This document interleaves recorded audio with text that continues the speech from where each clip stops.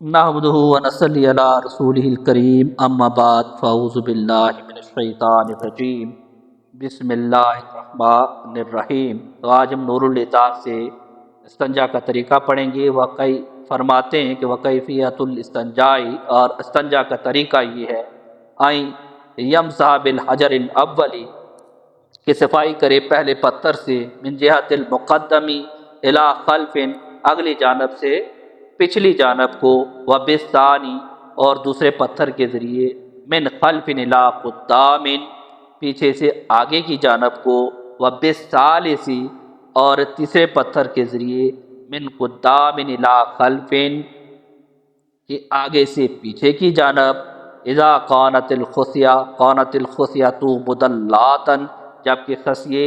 ڈھیلے اور لٹکے ہوئے ہوں، وَإِنْ كَانَتْ غَيْرَ مُدَلَّاتٍ، اور اگر لٹکے ہوئے نہ ہوں،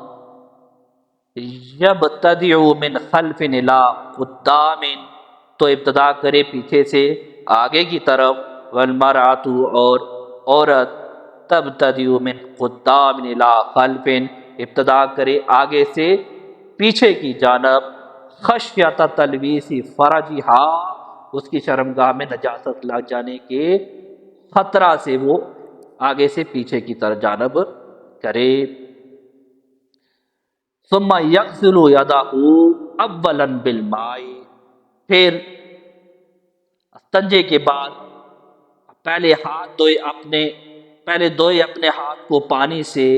ثم یدلق المحل بالماء، پھر رگڑ کر دھوئے مقام نجاست کو، بباطن اصبعی او اصبعین او ثلاث، ایک یا دو یا تین انگلیوں کے باطن کی جانب سے مقام نجاست کو پانی سے دھوئے، ان احتاج، اگر ضرورت پڑ جائے تو ایک یا دو یا تین انگلیوں کے باطن کی جانب سے مقام نجاست کو دھوئے۔ وَيُصَعِّدُ الرَّجُلُ، اور مرد اٹھا لے، اصبع الوسطیٰ، اپنی درمیانی انگلی کو، علی غیرہا، دونوں انگلیوں کے مقابلے میں، فی ابتداء الاستنجاء، استنجا کرتے ہوئے، وَيُصَعِّدُ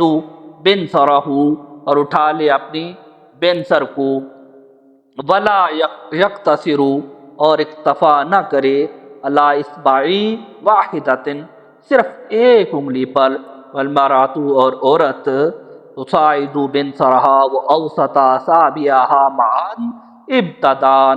اور عورت چڑھا لے اپنے بنصر اور وسطیٰ کو ایک ساتھ شروع ہی میں، خشیۃ حصول اللذۃ،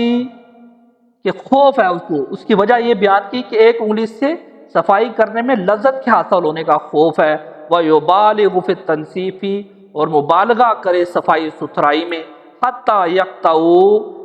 حتیٰ کہ ختم ہو جائے، الرَّائِحَةُ الْكَرِيهَةُ، بدبو یعنی ختم ہو جائے، وَفِي إِرْخَاءِ الْبِقْعَةِ، اور سرین کے ڈھیلا کرنے میں، إِن لَمْ يَكُنْ صَائِمًا،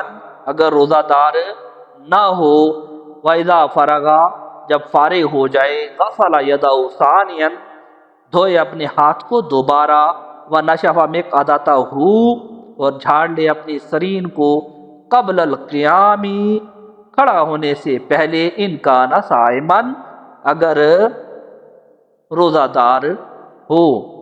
تو تشریح میں انگلیوں کا تذکرہ آیا ہے، اس لیے مناسب ہے کہ یہ جان لیا جائے کہ کس انگلی کو عربی میں کیا کہتے ہیں۔ چنانچہ انگلی کو ابہام،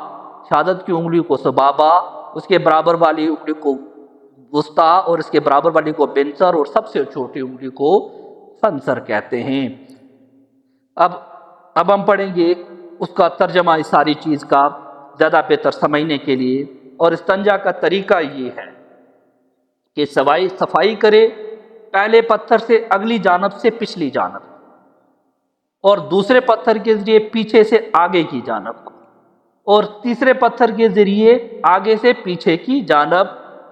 کس صورت میں؟ جبکہ خصیے ڈھیلے اور لٹکے ہوئے، اور اگر لٹکے ہوئے نہ ہو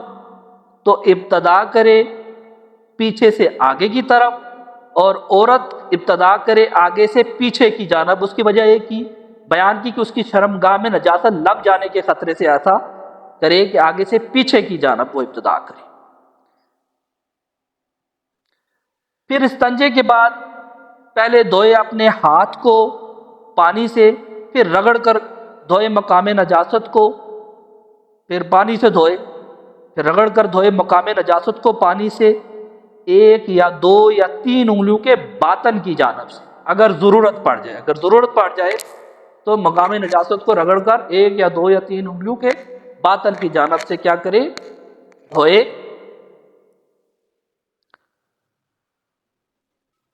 اور مرد اٹھا لے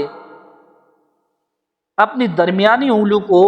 دونوں انگلیوں کے مقابلے میں استنجا کرتے وقت، پھر ذرا اوپر کو کرے اپنی بنسر کو اور اکتفا نہ کرے صرف 1 انگلی پر، اور عورت چڑھا لے اپنی بنسر اور وسطیٰ کو ایک ساتھ شروع ہی میں، عورت چڑھا لے اپنی بنسر اور وسطیٰ کو ایک ساتھ شروع ہی میں کہ 1 انگلی سے صفائی کرنے میں لذت کے حاصل ہونے کا خوف ہے، اور خوب مبالغہ کرے صاف ستھرائی میں تاکہ وہ بدبو ختم ہو جائے، اور اس کے علاوہ خوب مبالغہ کرے سرین کے ڈھیلا کرنے میں اگر روزہ دار